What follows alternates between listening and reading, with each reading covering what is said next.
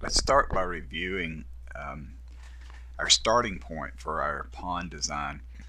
If we look in our 2D view, then this is the same cross drain and V-ditch that we designed earlier, and our drainage area here. What I've added is a piece of geometry. This is a complex element, and this is a placeholder for now. It is just a sort of a wild guess. So this is going to represent the top of water for our pond for our grading design that comes later. For now, in this case, since I've got limited data, I really just sketched some geometry on the screen and made it into a complex. In the real world, then you may have various constraints. You've got limited space to place the pond, or whatever the situation, and that would then dictate the this geometry. And in this case, I'm going to treat this as the top of water, and I'm going to do a top-down design. In other projects, you might do a up from the bottom up design, depending upon the constraints of the project. The key point to remember for now, this is just a geometric placeholder. We're not going to do any grading until our design is mostly complete. Now, hydraulically, the work that I've done, you'll remember from our exercises when we were modeling existing utilities and analyzing existing drainage, that we had these scenarios for base design and base analysis. We analyzed our existing drainage network and we designed this culvert. I've added some new scenarios. I've added two new ones for pre-developed, a 2-year storm return period and a 10-year, and I've also added two for post-developed, 2-year and 10-year. So let's take a look at what changes in those. So for the pre-developed, for pre and post-developed, I've changed the calculation options to use a swim calculation. And so before we had this one here, which was just a rational method design, peak flow design. And so we've added this swim calculation engine so that we can do an analysis over time and check, first design our pond and then also analyze the routing through our pond. Now this does require a higher license than the base, and so what I did is I activated, in this case I activated Civil Storm. So you can see here that the active solver is now Civil Storm. Sewer gems would also work if that's the license that you own.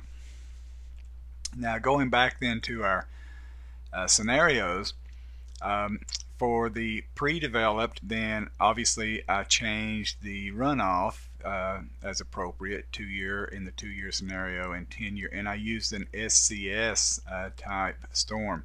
And so if we take a look at those storms, then you see here these are my 2-year and 10-year storm curves, and it's a SCS type 2 that I used in this case. And so for the pre-developed, those were the only two changes. Now for post-developed, there were a couple of other changes, and so the hydrology, for example, actually the pre-developed had a change in hydrology as well, because if we're doing a swim calculation, then we have to use a different hydrology method. And so for pre-developed, then we used a unit hydrograph SCS curve, and we used a curve number of 60. For the post-developed, we used a curve number of 75. Okay, so the hydrology is different for these pre and post-developed. Also on the post-developed, then the topology is going to be different. Is that for and by topology we're talking about the connectivity. So What will happen once we finish laying out the rest of our pond is you'll remember when we designed this cross drain that this head wall here is set as an inlet. Um, I'm about to get that backwards. Topology is the not only the connectivity, but which parts of the system are active for computations. And so what we're going to do in the next bit of this exercise, we're going to add an outlet structure here, and we're going to add an exit, a culvert exit from the pond. Those will be active for computations only in the post-developed. In the pre-developed, they'll not be active. And so that's what I'm talking about with topology. But the boundary conditions will also change. So in the pre-developed, then our boundary conditions, this is where I started to go earlier. You remember this head wall is an inlet. This one is intermediate. Those won't change between the pre and post-developed. But in the pre-developed, then we have this outfall here, or the end of this ditch is an outfall. In the post-developed, then that will become a boundary condition that feeds the pond.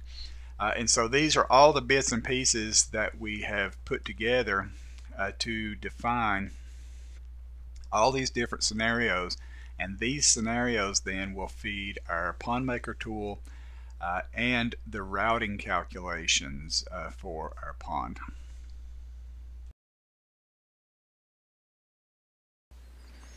Okay, so for the next bit now, we need to create the rest of the structures for the pond design. Now, before we get too far, I want to go into my scenarios, and I want to make sure that the post-developed are the current ones. Now, the reason this is important is that we're going to add some new things here. We're going to add a pond element, a pond outlet structure, and we're also going to change boundary conditions here. And all of these things that we're going to add and change apply only to the post-developed. And so we want to be able to distinguish between the calculations in a pre-developed and post-developed. And so let me see if I can explain what I mean. And so, for example, boundary conditions. In the pre-developed, this here will be the outfall, okay? And it needs to stay that way as far as calculations, and so that's the reason we have here for pre-developed, for boundary conditions we have one setting, and for the post-developed we have a different setting. In the post-developed boundary conditions, then this end of the ditch here will actually be a boundary between the ditch and the pond, and so it will be basically the transition between the two.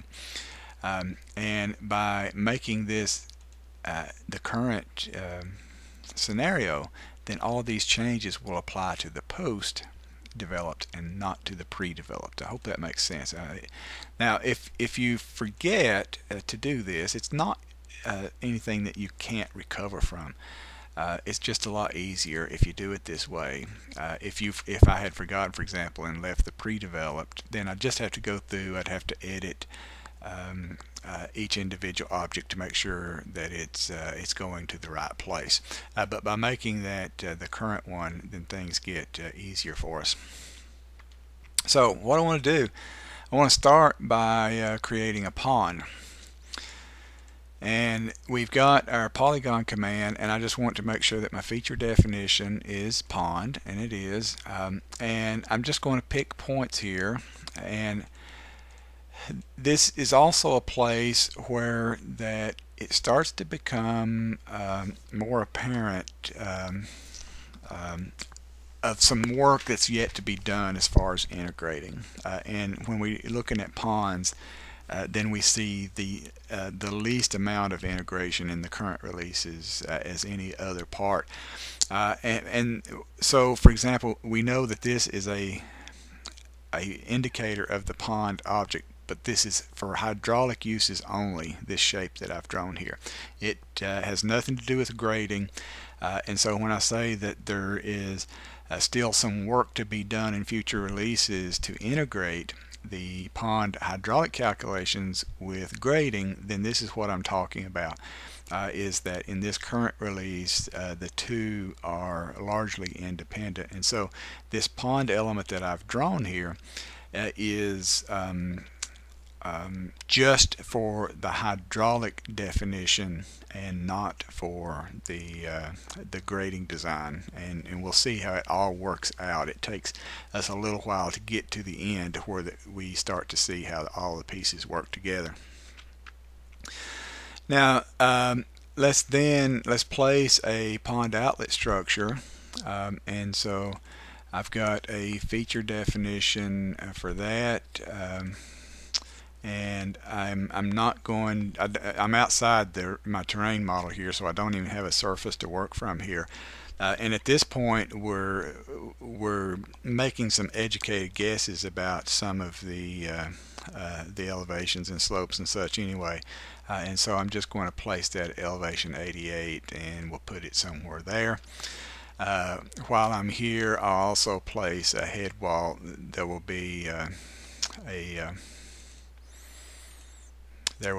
a structure, a culvert that comes out here somewhere like that, that drains our pond, and we'll put a 24-inch pipe from here. Now all we're really interested in at this point is the topology. The elevations and even the sizes at this point are nothing more than educated guesses, and we're going to be into an iterative process to refine all of these properties. Now here is my outlet structure, so let's look at the properties for it. And so let's first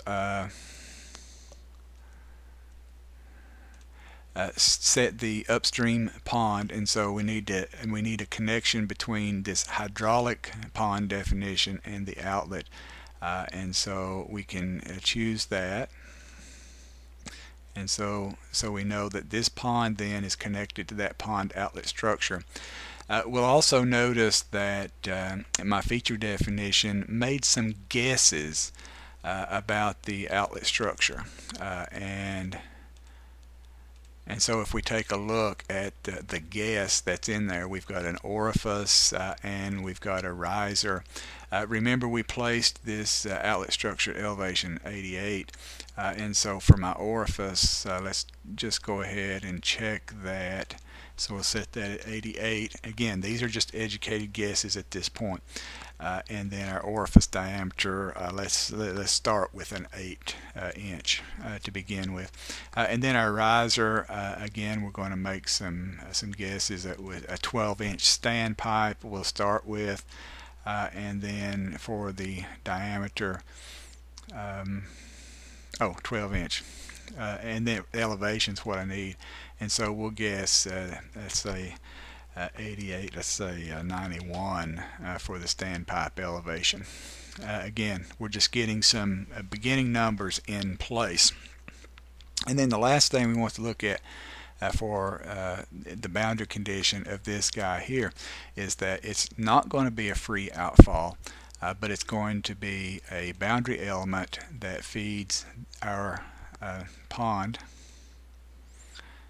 and so it goes from this outfall and feeds the pond. Again, I can't say this enough, that this indicator of the pond is just a holder of hydraulic information at this point. Now let's see if it can start to be a little more clear now what I'm talking about with scenarios. So here is we've got post-developed is active. Remember, we did that just a moment ago. And if I go into properties, then I can see here that this is a boundary element to the pond. Okay. Now let's switch and we'll make the pre-developed. And if I select this same, you see there for pre-developed, this is considered an outfall, For post-developed, it's considered the boundary to the pond. Now let's select the pond then. If we see for pre-developed is active false. As far as the pre-developed calculations, this pond doesn't even exist. Okay, now if I switch back to post-developed,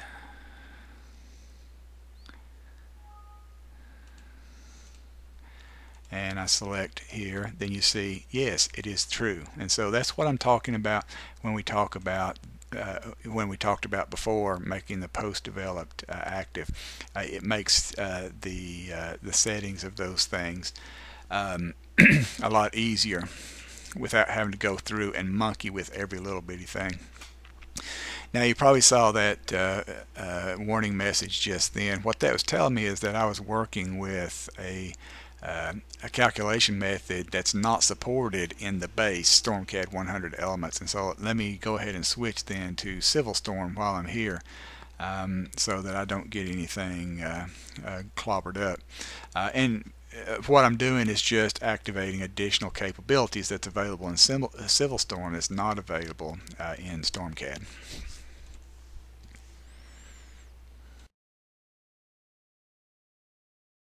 Okay, so now we've got a generalized view of what we're doing here. And so we've got a culvert, we've got a channel, then we've got a pond, outlet structure.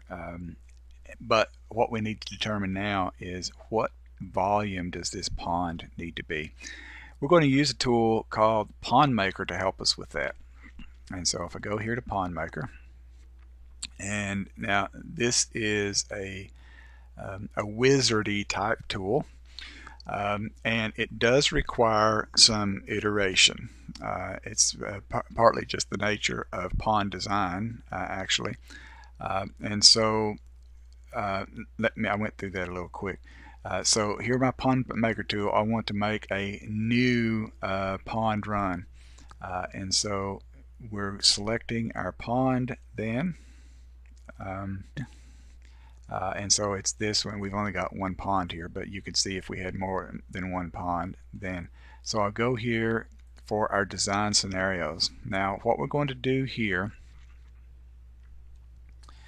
is we're going to add the pre and post scenarios so that we can get a comparison. Alright, so what do we want to design the pond for? Okay, so we want to design for post-developed 2-year, okay, and we want to design for post-developed 10-year, okay. Now we could have more of these. In this case I've only got 2. So this is what we want to design our retention for, 2-year and 10-year post-developed. And then our target, the target is the pre-developed.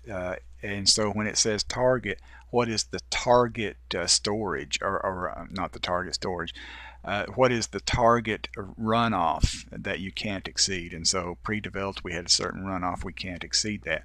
Now if you just know a number, you could use it, you could stay at user defined and put the numbers in here for the CFS, but we're going to use our scenario. And so post-developed 2-year will match up to pre-developed 2-year, and then post-developed 10 years we want to match up to post or pre-developed 10-year. And so we're going to design detention here so that it does not exceed the runoff of what came here, pre-developed. Now the target element then, the target element is the hydrograph that we're trying to not exceed. In other words, the outflow hydrograph that we need to maintain the pre-developed flow. And so what we'll do here is that we can use this outlet element for computation of that hydrograph. And so I'll pick that, and it happens to be named Storm Dash, which is kind of an odd name, I guess, and the same hydrograph for 10, well, it's not the same hydrograph, it's the same element that computes a 10-year hydrograph as opposed to a 2-year. Okay, so that's our first step, and so let's compute that and let's see if everything works. Okay, so now we've got our design scenarios configured in PondMaker. Let's compute that and start to get a sense of where we're headed. And so at the bottom, then we can start to follow the progress of the computation. Now let's jump into step 2 then, which starts to put a little finer information on our estimated storage. And so here you see the comparison of the inflow hydrographs and the outflow hydrographs, and so this volume here is the part that we need to detain, and we also see then we're getting better estimates than already here at step 2 for so it looks like we're going to need in the neighborhood of 14 or 15,000 cubic feet of storage. Then let's move on to step 3 to the dimensions.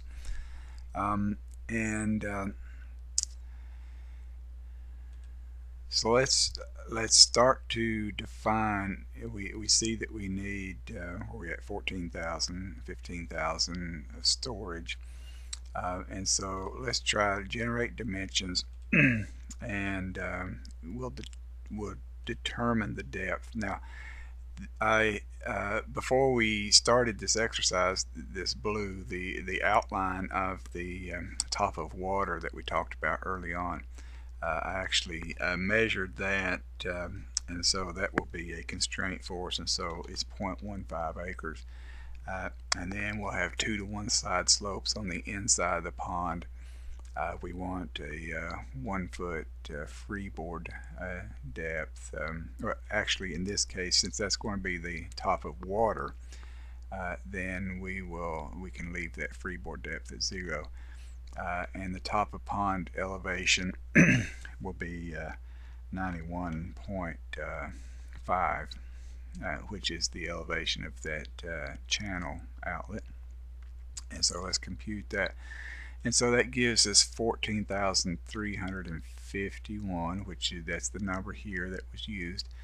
And then we need a depth of 2.45 feet. And then that then gives us a bottom elevation of 89.05, and so we'll want to know that as well. And so we'll take these dimensions then and we'll poke them back into our storage curve that you see here. And then let's compute step 3, and so there is our storage curve.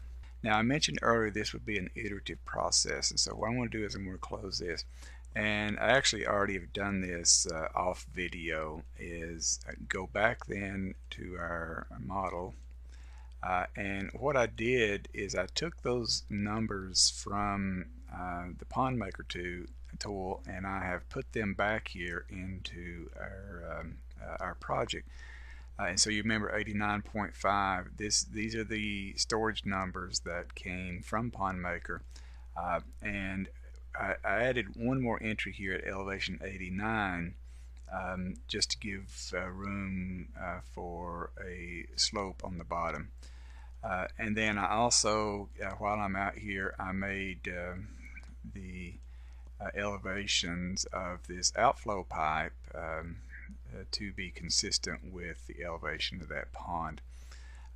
So with those then in place, we'll go back to PondMaker, and we were on step 3, and then we could compute, and that little extra addition, then you see there's a little bit of curve there in the storage, and that may change yet again later on.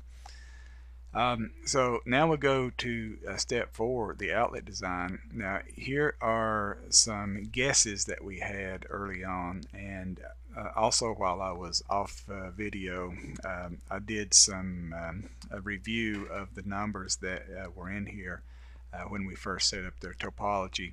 And part of the settings that I had missed were these convergence tolerances here, and so I filled in those numbers. And then we've made some assumptions, and I actually monkeyed with these a little bit. And so we've got our orifice at elevation 89.05. And so we can actually play with some numbers here, and so I'll try an 8-inch orifice and we'll compute that.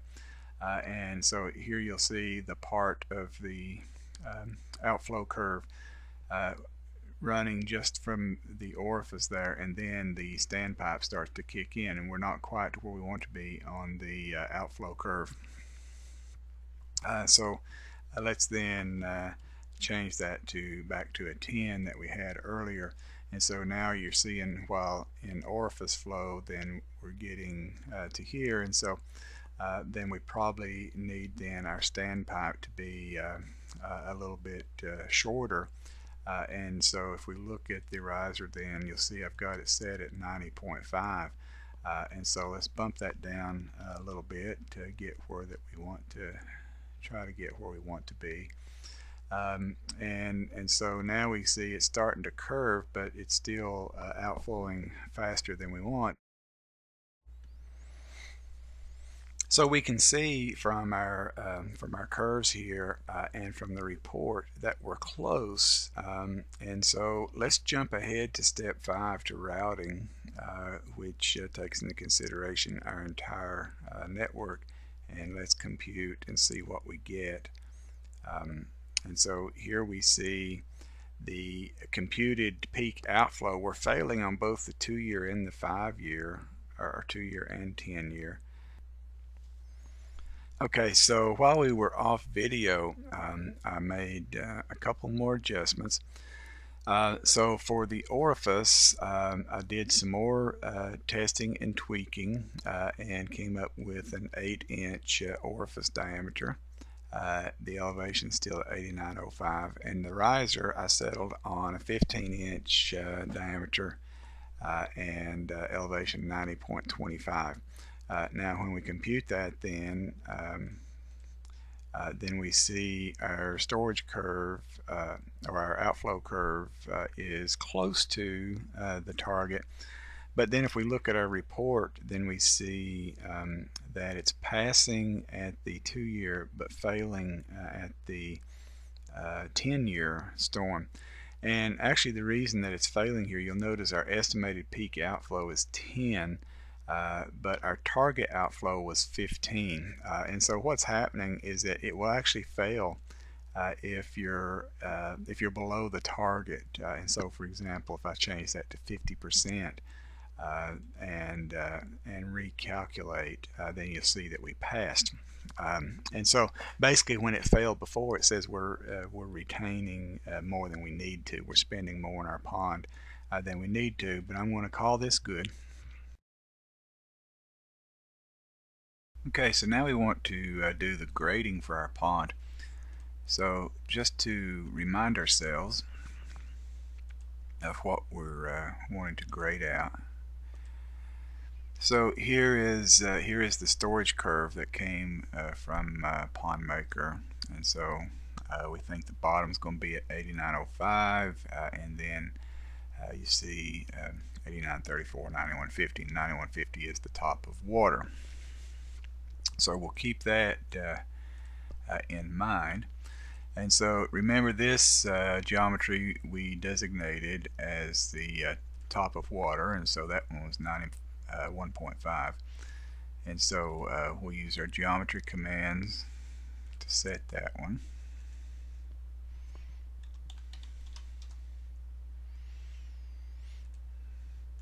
So there is our top of pond. Okay. And then the other was 89.34. So what we want to do here is we can use our 3D geometry commands, and we know we want 2-to-1 slopes, and so we're going to go to an elevation 89.34 for 50%, 2-to-1. and we're only going to do fill. I just filled in all the numbers there. So that's a reference element, and start, and we want to make sure we go all the way around. And so there's the beginnings of our pond, and at this point we could go ahead and create a terrain model. We're not finished yet, but we could go ahead, and so we'll start with that one. And so I'm using terrain by elements, and that's going to be a break line. Notice our feature definition. And then we're going to add this other element, and we're going to add it as a break line, or I mean a boundary.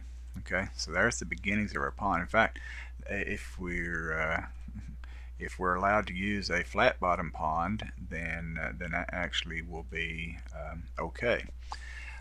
But we don't want to do a flat bottom pond. We'll add a little more complexity. So what I want to do here, let me turn on my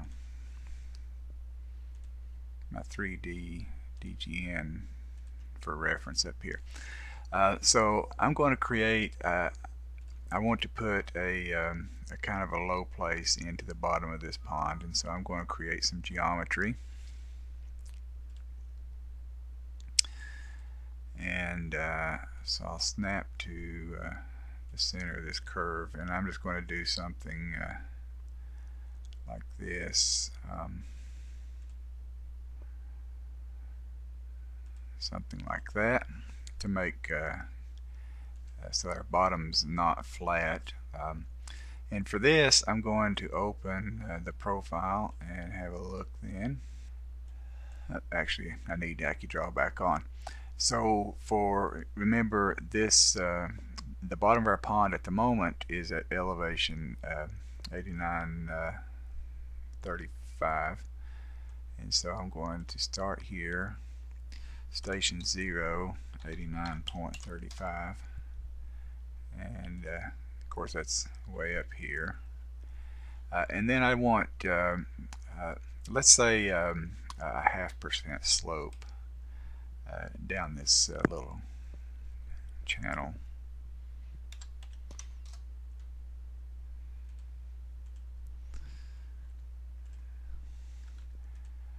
And then we'll make that the active profile.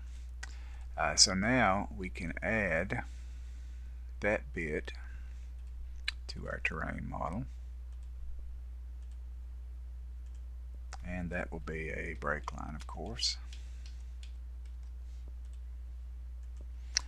So now we've got what is a more reasonable looking pond.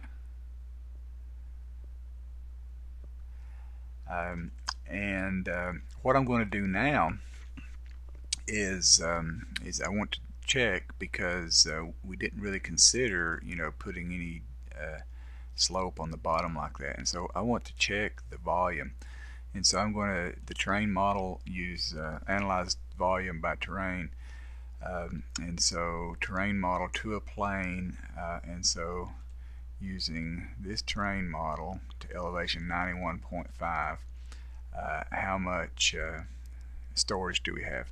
14,024, and we were targeting, if you remember from PondMaker, we were targeting 14,300, I think, and so we might need to do a little more work here. And so, for example, I might want a little more slope on this line, or make some adjustment. Maybe I make this outer a little bit larger if I can. But anyway, so I would tweak my storage volume till I'm satisfied, and I'm going to call this one good. Now the last thing we need is a berm on the outside of our pond. So we're going to use our quarter, or our linear template tool, and we're going to put a berm on the outside of our terrain model. And let's choose this one here, because we need to build the freeboard as part of our berm as well.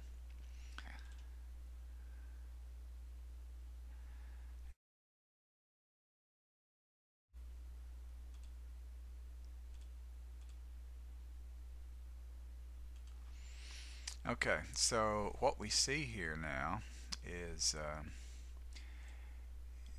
a little bit rugged, I suppose. Let's turn this on a little bit more like this. Okay, so we can see our pond here, but it looks a little odd because our pond. I built my pond on the outside of the terrain model, but you can see there we've added our 1 foot of freeboard.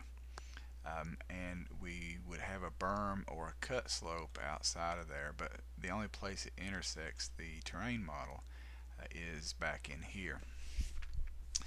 That's the reason we didn't get the rest of our model built there. So let's do a little bit more cleanup. Sometimes the details here will get a little bit interesting. Let's turn off also some of these levels here.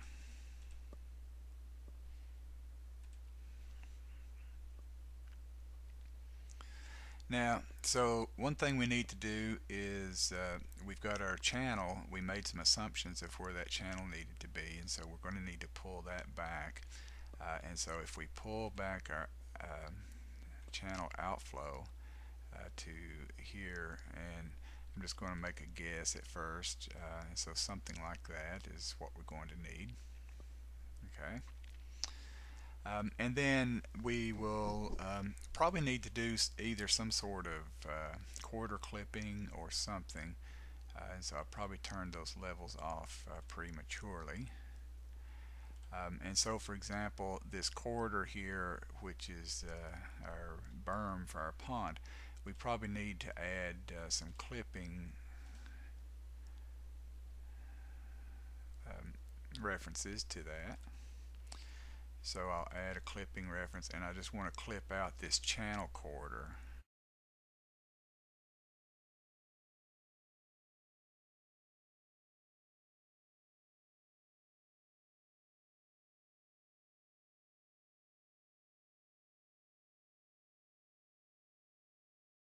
So that's how we would then grade the pond. Now the last thing that we would want to do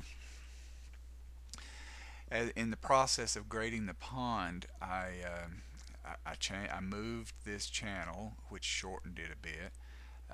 Because of this low place that we added into the bottom of the pond, our volume is a little bit different.